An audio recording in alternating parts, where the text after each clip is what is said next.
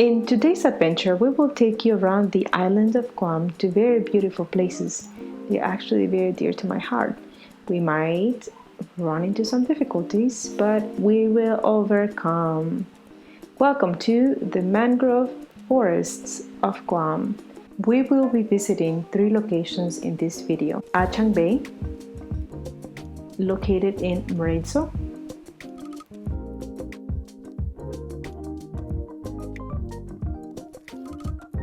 Sasa Bay, located in Piri,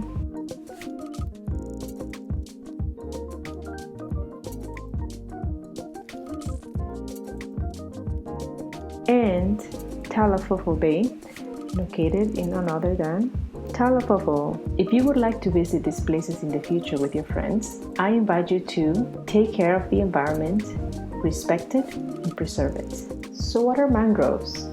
Mangroves are all the plants and shrubs that have adapted to living in this special place where the river meets the ocean, also known as estuary. As you can imagine, living in a special place like this brings many challenges. But before going there, let's talk about why mangroves are important.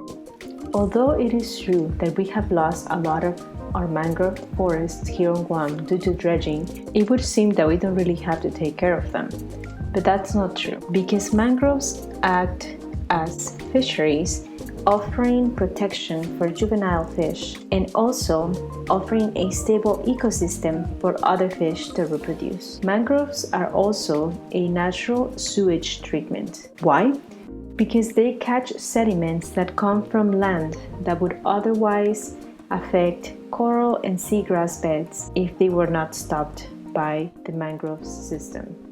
Also, mangroves contain important plants and bacteria that absorb excess nitrates and phosphates and prevent these pollutants from entering the nearby waters. If any of these nutrients would make it into the nearby water, this would unset other processes which ultimately lead to the death of the ecosystem. An example of these processes is eutrophication. You might be surprised to hear this, but mangroves also offer protection to birds by providing nesting grounds and migratory sites for them. These ecosystems also protect our coastlines from erosion, storm damage, and wave action.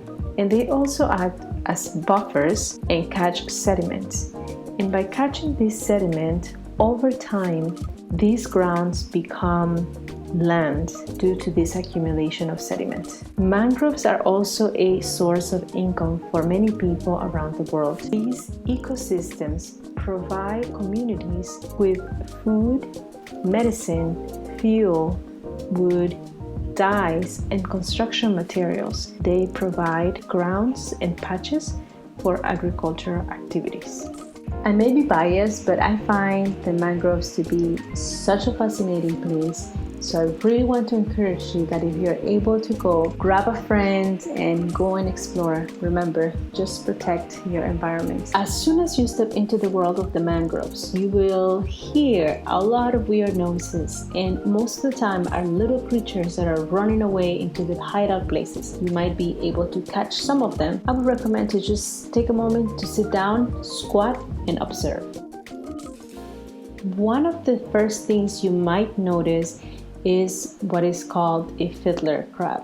And it gets this name because the males have one giant claw. It can be the left claw or the right claw. This giant claw is used for fighting and mating, whereas the smaller claw is used for feeding. You will be able to catch some of that in the video. So when you go to the mangroves, just sit down and observe the different colors and shapes of their shell. Also, something you will notice is that some crabs don't have a giant claw. That is because those are female.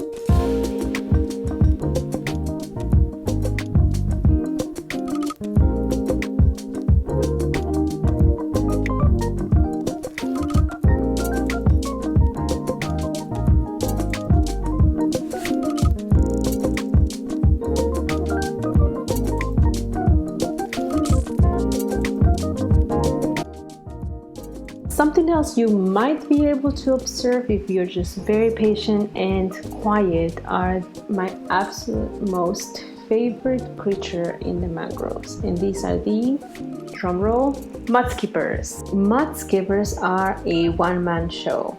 They can jump, they can breathe inside the water, they can breathe outside the water.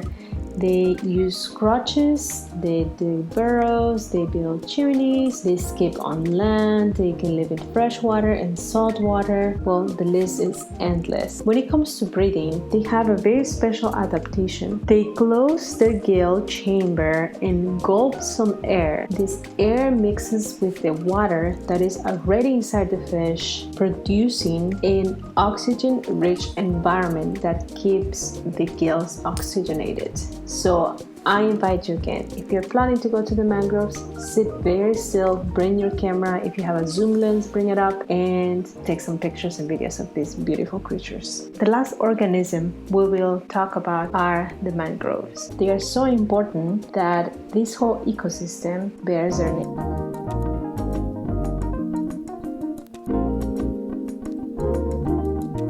The different types of roots are one of the coolest features in mangroves. Shown here, arching prop roots, aerial roots, and roots that bend like knees. Mangroves with arching prop roots are the ones that live farthest out to the sea. Aerial roots are also called pneumatophores. Pneumatophores are specialized organs for gas exchange and are present in many black and other mangroves. The seeds of mangroves are special as well. The seeds actually sprout while still on the tree, and when they drop, the seedlings are able to root quickly. Seeds are also able to float, and thanks to the tide, the seedlings can be taken to new sites to take root.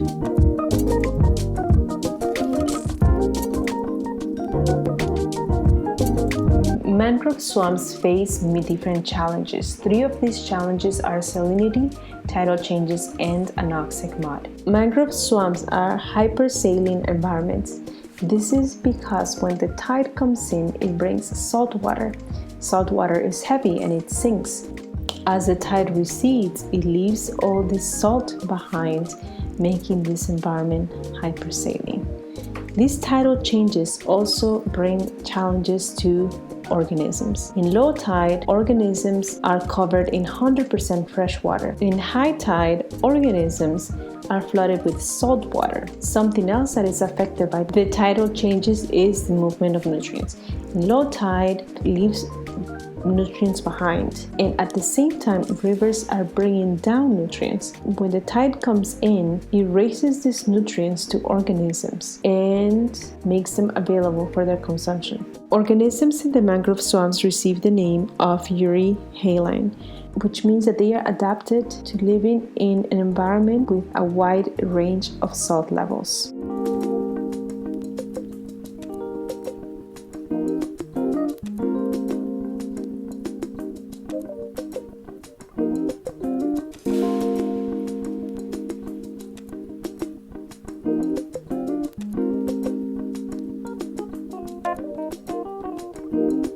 As you can see from the videos and images, soil in the mangrove swamps is different.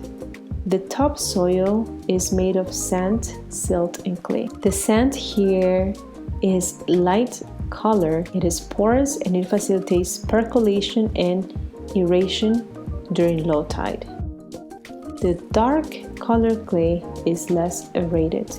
At the bottom of this topsoil, you find the subsoils, which is a dark gray or black soil. This soil is the one that produces a strong odor when you dig it. This strong odor indicates the presence of hydrogen sulfide, which is the result of anaerobic sulfur-reducing bacteria which thrive in the anoxic mud.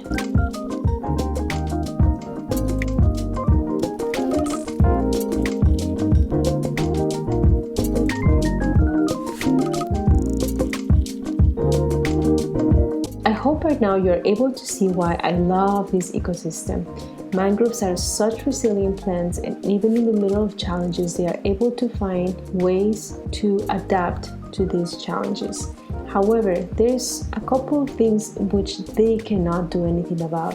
One of them is plastic pollution. There's absolutely nothing that mangroves can do in order to avoid plastic pollution. And the amazing thing is that it is something that we can take care of.